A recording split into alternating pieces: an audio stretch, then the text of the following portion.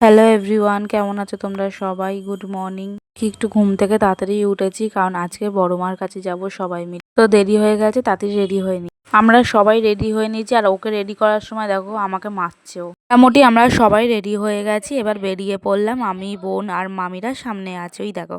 এবার টোটোতে বসে পড়বো, আর মা বোন সামনে বসেছে, আমি আর মামি পেছনে বসেছি। মধ্যমগ্রাম চলে আসলাম। এবার মধ্যমগ্রাম থেকে সোদপুর যাওয়ার অটো ধরে নিলাম।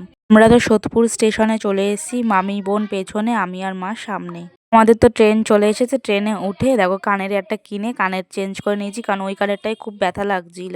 পরে দেখো এই তো হাঁটবে না, কোলে কোলে আসবে। লাড্ডু কিনেছে, লাড্ডুটা ওকে খাইয়ে দিচ্ছিল। আমরা নৈহাটি স্টেশনে চলে এসেছি। এবার আমরা ওভারব্রিজ পার করে এবার মন্দিরের কাছে যাব। মন্দিরের কাছে চলে এসেছি। এবার আমরা ডালা কিনবো, আর এখানে কিন্তু আমি ফার্স্ট টাইম এসেছি, আগে কোনোদিনও আসিনি। ডালা কিনতে নিল 100 টাকা, তো আমরা 4টে ডালা কিনে নিয়েছি।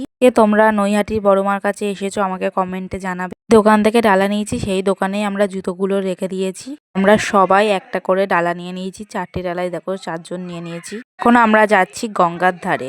মাথায় পায়ে হাতে একটু জল ছিটিয়ে নেবো গঙ্গার।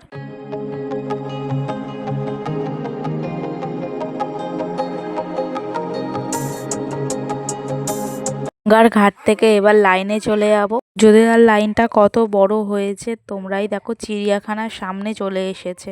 যেখানে লাইনে দাঁড়িয়েছি সেখানে দেখো চিড়িয়াখানা আছে। যদিও হয়ে গেলে সবাই মিলে একটু ঘুরে যাব চিড়িয়াখানা দিয়ে। আর মামি লাইনে দাঁড়িয়েছে, আর এখানে একটা কালী মন্দির আছে পাশে। আমি আর মা একটু ঢুকলাম, মাকে দর্শন করলাম।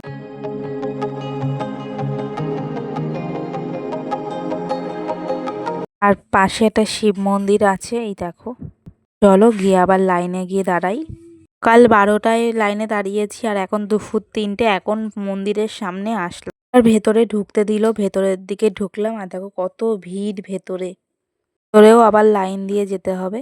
এখানে আমরা যে আলতা সিঁদুরগুলো পুজো দিই সব এখানে দেখো প্লাস্টিকে বাঁধা আছে। ফাইনালি মায়ের দর্শন পেলাম, এই দেখো। আমি তো ভাবছিলাম এত ভিড়ের মধ্যে পুজো দেব কি করে, তারপরে দেখলাম না, আমরাও পুজো দিতে পারলাম।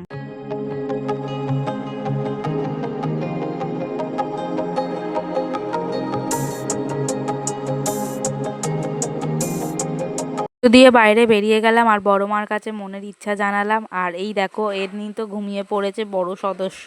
আমরা একটু কচুরি আর মিষ্টি খেয়ে নিলাম। এবার যাচ্ছি চিড়িয়াখানার দিকে, মানে যেখানে লাইন দিয়েছিলাম সেখানে আবার রিটার্ন যাচ্ছি। চিড়িয়াখানায় ঢুকবো, আর এক একজনের কিন্তু 20 টাকা করে টিকিট। চিড়িয়াখানায় তো ঢুকে নিলাম, আর এখানে একটা টিয়া পাখি আছে খাঁচাতে, এই দেখো কত দুটোই টিয়া পাখি আছে, বড় বড়। আমি আর বোন আগে আগে হাঁটছিলাম, আর এই ভেতরটা দেখো কত সুন্দর। গঙ্গার ধারে ভেতরে কিন্তু দোলনা আছে, স্লিপ আছে। এইগুলো জানি আমার জন্য না, কিন্তু বাচ্চাদের জন্য, কিন্তু আমরা তাও চড়বো। আর এখানে একটা আইসক্রিমের দোকান ছিল, আইসক্রিম খেয়ে নি। রেলগাড়ি।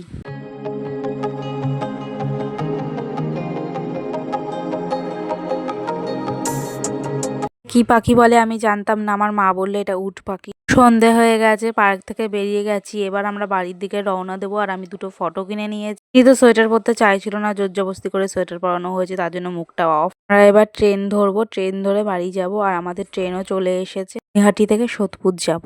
পুর স্টেশনে নেমে গেছি, আর মামা আমাদেরকে নিতে এসেছিল। আমি, মা, বোন পেছনে বসেছি, আর এখন আমরা বাড়ি যাচ্ছি। প্রচুর হেঁটেছি আজকে, পা হাত পা পুরো ব্যথা। আর আমরা বাড়ির সামনে চলে এসেছি। মামিরাও বাড়ি চলে গেল, আর আমরাও বাড়ি ঢুকে গেলাম। এই দেখো এবারে জামা কাপড় ছেড়ে ফ্রেশ মুখের কি অবস্থা। চলো জামা ছাটার আগে তোমাদেরকে দেখাই আমি কি কি ফটো কিনেছি। গোপাল ফোন ঘাটছে কম্বলের ভেতরে শুয়ে, আর এই যে বড় মার ছবি, জয় বড় মা লেখা আছে।